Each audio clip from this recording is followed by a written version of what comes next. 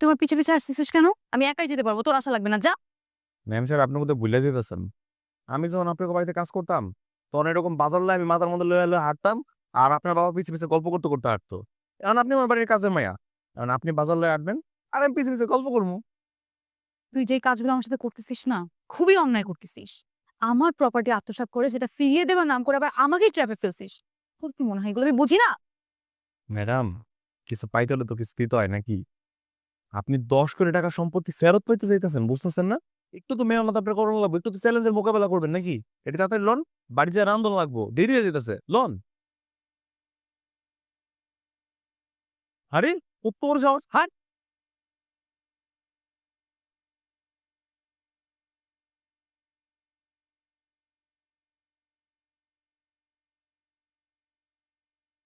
এইভাবে কি হইল?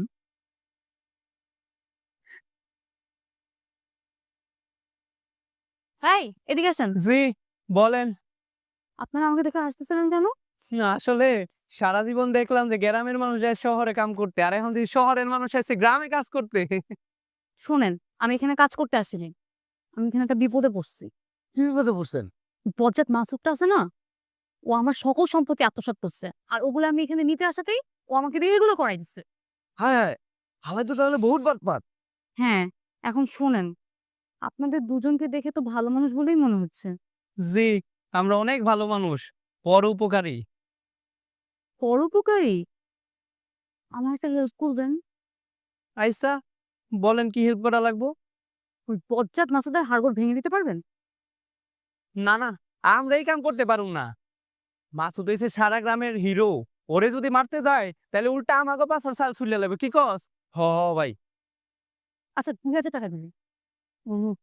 3,000, 4,000, 5,000 টাকা দিব। যদি কৌশলে ভাঙ্গা দেই, কিভাবে?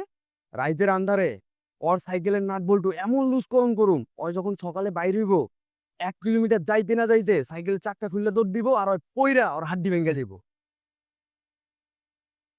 ঠিক আছে, তাহলে এই কাজটা আজকে রাতেই সেরে ফেলেন। আমি কালকে সকালবেলা উঠেই ওর হাড় ভাঙা চিৎকার শুনতে চাই। আচ্ছা, যান আপনারা।